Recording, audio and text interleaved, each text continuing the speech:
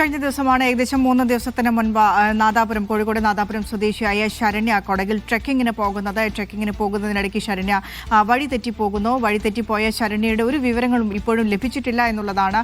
ഏതായാലും കൊടകിൽ കാണാതായ ശരണ്യയുടെ കുടുംബം കർണാടക ഉപമുഖ്യമന്ത്രി DK ശിവകുമാറിനെ കണ്ട സഹായം അഭ്യർത്ഥിച്ചിരിക്കുകയാണ്. SP-യുമായി സംസാരിച്ചു. തെരച്ചിൽ ഊർജിതമാക്കുമെന്ന് SP ഉറപ്പു നൽകിയതായി ശരണ്യയുടെ പിതാവ് ഗോപി മീഡിയ വണ്ണിനോട് പറഞ്ഞു.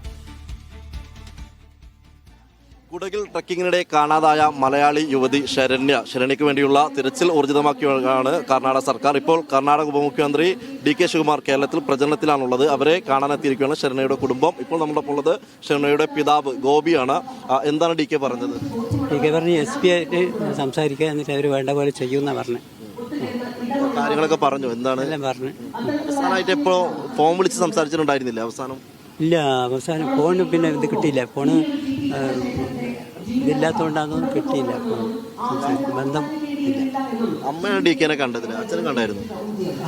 അമ്മയാണ് ഉപമുഖ്യമന്ത്രിയെ കണ്ടത്. അത് അമ്മയും ഞാനും കണ്ടു. എന്ന് പറഞ്ഞത് ഇതാ പറഞ്ഞേ, ഞാൻ SP ആയിട്ട് സംസാരിക്കാം, ഒരു വേണ്ട പോലെ ചെയ്യുന്നു. പ്രതീക്ഷ ഉണ്ടല്ലോ? പ്രതീക്ഷ കൺസൾട്ട് പോലീസ് സ്റ്റേഷൻ അതടുത്ത് കംപ്ലൈൻറ്റ് കൊടുത്ത് ഇതറിഞ്ഞതിന് ശേഷം ആദ്യം അവിടുന്ന് കർണാടകയിൽ നിന്ന് പോലീസ് അവർ വിളിച്ച് പറഞ്ഞു ഇങ്ങനെ മിസ്സായിട്ടുണ്ട് ശരണ്യ എന്ന് പറഞ്ഞു. അത് കഴിഞ്ഞിട്ട് ഞാൻ നാദാപുരത്ത് പോയി കംപ്ലൈൻറ്റ് കൊടുത്തു. അങ്ങനെ മോള് പോവാറുണ്ടായിരുന്നു നേരത്തെ ട്രക്കിങ്ങിന്? ഈ ടൂറിന് ഇങ്ങനത്തെ കാര്യങ്ങൾക്ക് കുറച്ച് താല്പര്യമുള്ള ആളാണ്.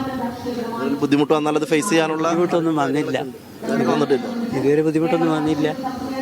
ഇതിപ്പോൾ എങ്ങനെയാണ് വന്നതെന്ന് അറിയില്ല. മിസ്സായി തിരിച്ചു വരും. എന്തായാലും കർണാടക ഉപമുഖ്യമന്ത്രി DK ശിവകുമാറിനെ കണ്ട് കാര്യങ്ങൾ പറഞ്ഞിട്ടുണ്ട്. അദ്ദേഹം SP-യുമായി ബന്ധപ്പെട്ട് കാര്യങ്ങൾ ഊർജിതമാക്കാമെന്നുള്ള ഉറപ്പാണ് കുടുംബത്തിന് നൽകിയിട്ടുള്ളത്. ക്യാമറമാൻ ജിജീഷ് KC-ക്കൊപ്പം സലാം മുഹമ്മദ്, മീഡിയ 1 കോഴിക്കോട്.